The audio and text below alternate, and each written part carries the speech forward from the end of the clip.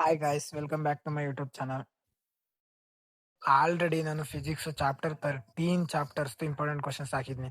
ಇವತ್ತು last chapter 14 semiconductor electronics. ನೀವೇನಾದ್ರೂ ನೋಡಿಲ್ಲ ಅಂದ್ರೆ ಎಲ್ಲಾನು ನೋಡ್ಕೊಳ್ಳಿ. ಏನ್ ಎಕ್ಸಾಮ್ 2 ತಿಂಗಳಿದೆ ಅಷ್ಟೇ, ಕ್ಲೀನಾಗಿ ಓದ್ಕೊಳ್ಳಿ. ಯಾಕಂದ್ರೆ ವೆರಿ ವೆರಿ ಇಂಪಾರ್ಟೆಂಟ್ ಕ್ವಶನ್ ನೀವು ಫಸ್ಟ್ ಓದ್ಕೊಳ್ಳಿ. ಎಕ್ಸಾಮ್ ಅಲ್ಲಿ ಬರೋದು ಜಾಸ್ತಿ ಇರುತ್ತೆ. ಅದಕ್ಕೆ ಯಾಕಂದ್ರೆ ನಾನು ಎಕ್ಸಾಮ್ ಬರ್ತಿದ್ದೀನಿ, ಅದಕ್ಕೆ ಹೇಳ್ತಿದ್ದೀನಿ. ಎಕ್ಸಾಮ್ ಬರ್ದಿರೋದ್ರ ಮೇಲೆ ನಾನು ಹೇಳ್ತಿದ್ದೀನಿ ಇಂಪಾರ್ಟೆಂಟ್ ಕ್ವಶನ್ ಅವೇ ಕೊಡ್ತಾರೆ ಅಂತ. ನಾನು ಟೀಚರ್ಸ್ ಸುಮಾರು ಸಲ ಕೇಳಿದ್ದೀನಿ ಇವೇ ಇಂಪಾರ್ಟೆಂಟ್ ಕ್ವಶನ್ಸ್ ಅಲ್ವಾ ಅಂತ. ಇವತ್ತು ನೋಡೋಣ ಸೆಮಿ ಕಂಡಕ್ಟರ್ಸ್ ಎಲೆಕ್ಟ್ರಾನಿಕ್ಸ್ ಅಂತ ಇಂಪಾರ್ಟೆಂಟ್ ಕ್ವಶನ್ಸ್ನ. ಫಸ್ಟ್ ಇವೆಲ್ಲ ಎಂಡ್ ಗೇಟು, ಇವೆಲ್ಲ ಏನ್ ಬೇಡ, ಇವೆಲ್ಲ ಏನ್ ಕೇಳಲ್ಲ. ಇವೆಲ್ಲ CET ಅಂತವ್ರಲ್ಲಿ ಮಾತ್ರ ಕೇಳೋದು. ಈಗೆಲ್ಲ ಸಿಲೆಬಸ್ ಇಂದಲೂ ಅಷ್ಟು ತೆಗ್ದಾಕಿದ್ದಾರೆ, ಅಷ್ಟೇನಿಲ್ಲ ಅದು. ಈ ಕಂಡಕ್ಷನ್, ವೇಲೆನ್ಸ್ ಬ್ಯಾಂಡ್ ಅವೆಲ್ಲ ನೋಡ್ಕೊಂಡಿರಿ ಸಾಕು. ನೋಡಿ, ಇಲ್ಲಿ conductors, distinguish between conductors, semiconductors and insulators. ಇದು ವೆರಿ ವೆರಿ ಇಂಪಾರ್ಟೆಂಟ್ ಕ್ವಶನ್. ಇದನ್ನ ಕ್ಲೀನಾಗಿ ಓದ್ಕೊಳ್ಳಿ, ಯಾಕಂದ್ರೆ ಇದನ್ನ ಕೇಳ್ಬೋದು. ಯಾಕಂದ್ರೆ conductors, semiconductor, insulators 3 marks ಕೊಡೋದಿದ್ರೆ ಅದನ್ನ ಕೇಳ್ತಾರೆ. ಅದಕ್ಕೆ ಅದಾದ್ಮೇಲೆ next very very important difference. First ಇದನ್ನ ಓದ್ಕೊಳ್ಳಿ, ಇಂಟ್ರೆಸ್ಟಿಂಗ್ ಮತ್ತೆ ಎಕ್ಸ್ಟೆನ್ಸಿಂಗ್, ಮತ್ತೆ ಟೈಪ್ಸ್ ಆಫ್ ಎಕ್ಸ್ಟೆನ್ಸಿಂಗ್ ಅಲ್ಲಿ ಎನ್ ಟೈಪ್, ಪಿ ಟೈಪ್.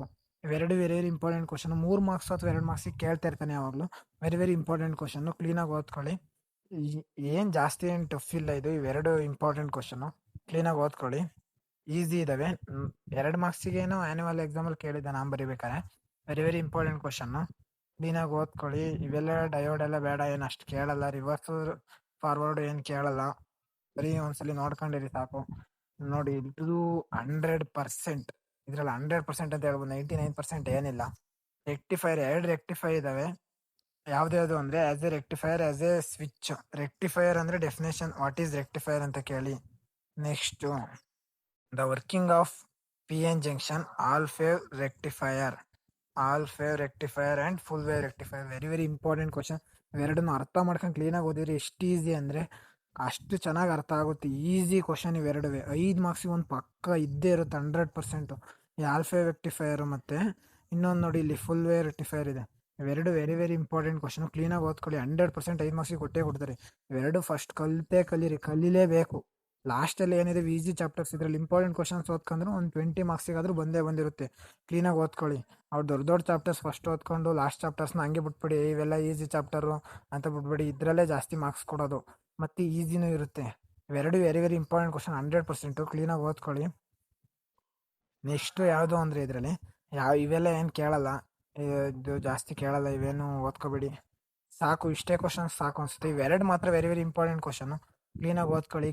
ಕೇಳ ಅಂತ ಕ್ವಶನ್ ಅಂದ್ರೆ ಅದೇ ಜಾಸ್ತಿ, ಇನ್ನು ಯಾವ ಕೇಳಲ್ಲ. ಇವೆರಡು ವೆರಿ ವೆರಿ ಇಂಪಾರ್ಟೆಂಟ್ ಕ್ವಶನ್, ಕ್ಲೀನಾಗಿ ಓದ್ಕೊಳ್ಳಿ.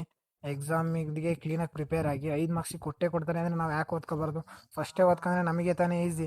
ಎಕ್ಸಾಮಿನ ದಿವಸ ಓದ್ಕೊಳಕ್ ಹೋದ್ರೆ ಎಲ್ಲಾನು ಒಂದ್ಸಲ ಓದಕ್ಕಾಗುತ್ತಾ? ಫಸ್ಟ್ ನಾನು ಏನ್ ಹೇಳ್ತೀನಿ ಅಂದ್ರೆ ಈಸಿ ಚಾಪ್ಟರ್ಸ್ ಲಾಸ್ಟ್ ಏನಿದಾವೆ ಅವನ್ನ ಕ್ಲೀನಾಗಿ ಓದ್ಕೊಳ್ಳಿ ಅಂತ ಹೇಳ್ತೀನಿ. ಯಾಕಂದ್ರೆ ಅವು ಇಂಪಾರ್ಟೆಂಟ್ ಕ್ವಶನ್ಸ್ ಇದಾವೆ, ಮತ್ತೆ ಈಸಿನೂ ಇದಾವೆ ಚಾಪ್ಟರ್ಸ್. ಕ್ಲೀನಾಗಿ ಮುಗಿಸ್ಕೋಬೋದು ಬೇಗ ಆಯ್ತಾ? ನೆಕ್ಸ್ಟು ಯಾವುದು ನಿಮಗೆ ಇಂಪಾರ್ಟೆಂಟ್ ಕ್ವಶನ್ಸ್ ಬೇಕು ಕಮೆಂಟ್ ಮಾಡಿ, ಅದ್ರ ಮೇಲೆ ಇಂಪಾರ್ಟೆಂಟ್ ಕ್ವಶನ್ಸ್ ಮಾಡ್ಕೊಡ್ತೀನಿ. ಈಗ ಫಿಸಿಕ್ಸ್ ಆದಮೇಲೆ ನಾನು ನೆಕ್ಸ್ಟ್ ಮ್ಯಾಥ್ಸ್ ಇಂಪಾರ್ಟೆಂಟ್ ಕ್ವಶನ್ಸ್ ಹೇಳೋಣ ಅನ್ಕೊಂಡಿದ್ದೀನಿ.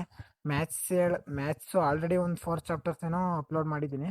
ಇನ್ನು ನೆಕ್ಸ್ಟ್ ಏನಿದಾವೆ ಅದನ್ನ ಅಪ್ಕಮಿಂಗಲ್ಲಿ ಮಾಡ್ತೀನಿ. ನೆಕ್ಸ್ಟು ಅದ್ರ ಜೊತೆ ಕೆಮಿಸ್ಟ್ರಿನೂ ಮಾಡ್ತೀನಿ. ಡೈಲಿ ಒಂದು ಫಿಸಿಕ್ಸ್, ಒಂದು ಕೆಮಿಸ್ಟ್ರಿ ಮತ್ತು ಒಂದು ಮ್ಯಾಥ್ಸು ಎರಡೂ ಅಪ್ಲೋಡ್ ಮಾಡ್ತೀನಿ. ನಿಮಗೆ ಬಯಾಲಜಿ ಏನಾದರೂ ಬೇಕು ಅಂದರೆ ಕಮೆಂಟ್ ಮಾಡಿ, ಬಯಾಲಜಿನೂ ಮಾಡಿಕೊಡ್ತೀನಿ. ಇವತ್ತಿನ ವಿಡಿಯೋ ಇಷ್ಟ ಆದರೆ ಲೈಕ್ ಮಾಡಿ, ಶೇರ್ ಮಾಡಿ, ಕಮೆಂಟ್ ಮಾಡಿ.